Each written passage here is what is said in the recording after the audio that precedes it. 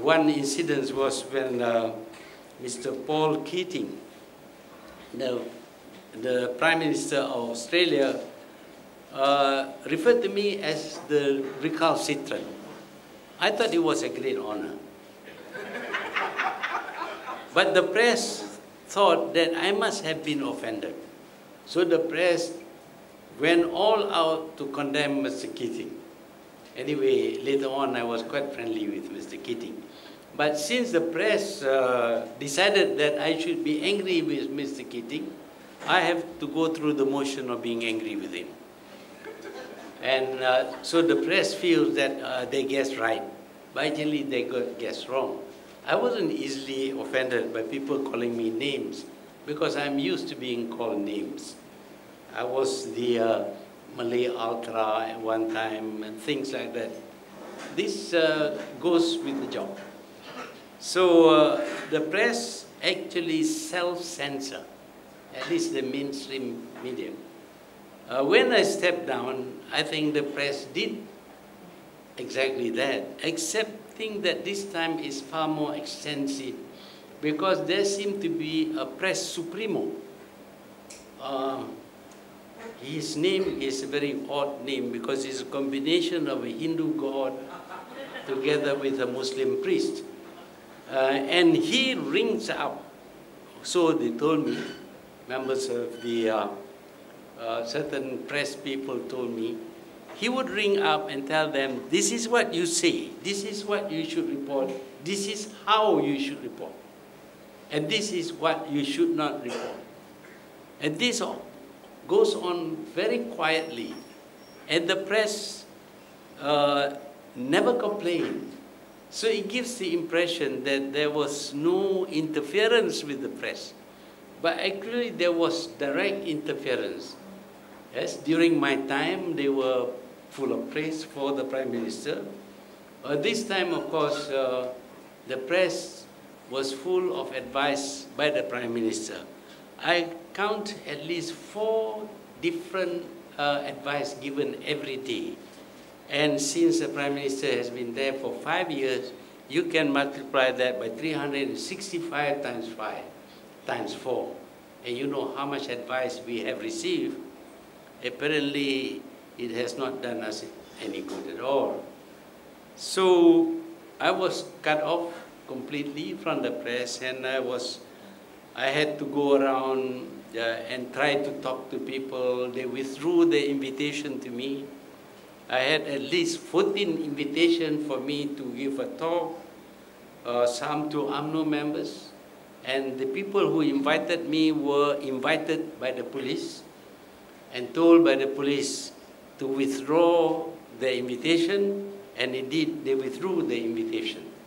So I was cut off also from being able to give my views to even members of my own party. So you can imagine my frustration being a politician. You know what politicians are like. They like to talk. I mean, it's sheer torture not to allow them to talk. I think if you want to kill a politician, prevent him from talking. He will kill him. That's what a politician is.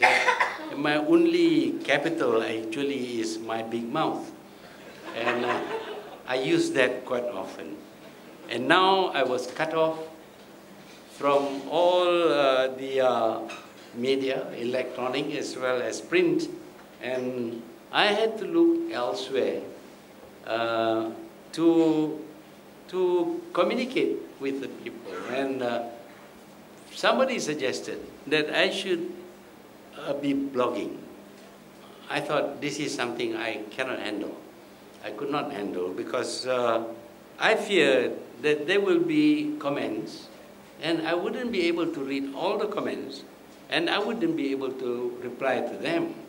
And I was sure that there would be nasty comments. Not being able to reply to nasty comments is another bit of torture for a politician. So I hesitated for quite a long time until the year 2007. I decided, come what may, I was going to blog. And so it was that I came in as www.chedat.com. Apparently, I was quite a hit. I think lots of people hits my blog, and lots of people actually commented. Some are very nice, some are quite nasty. And as I thought, I wouldn't be able to reply to all of them. But it's nice to know that these are these thinking of the people who read the blog. And I became quite popular. And I suppose some people realize that that is a good blogger name, perhaps. So what did they do? They sort of collected all that something and registered them, so that when the time came for me to change, because I didn't quite like the people who were handling my server, I had to change to another server. I wanted to move using the same CHD chat.com. I found that this was owned by the server. So I had to change. And I tried to change, and I found most of the possible names had been already registered by somebody else.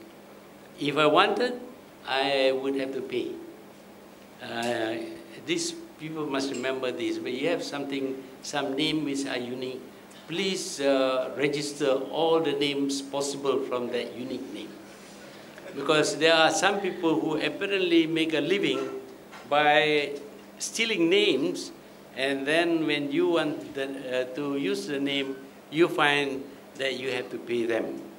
But I wasn't in the mood for paying people, so I had finally got to call myself CHEDAD.cc. I could have spelled that SSI, but SSY, but maybe that wouldn't be quite right. So now it is CHEDET.cc, but still the comments keep on coming in, the hits keep on increasing. And so it is that today I have become quite a well-known blogger, not only in Malaysia, but in many countries in the world, including Israel.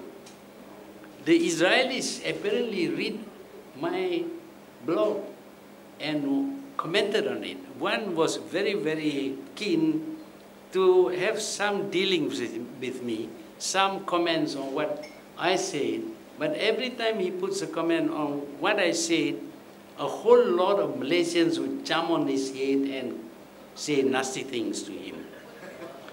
So he decided to email instead. Yeah, so he emails me his views, what I say, and I had to email him in reply. But that is just one of the Israelis. There are others, and there are people from America, elsewhere, and some of the comments are quite nasty. But I feel very proud that people should, so far from so many different countries, should want to read the nonsense that I write.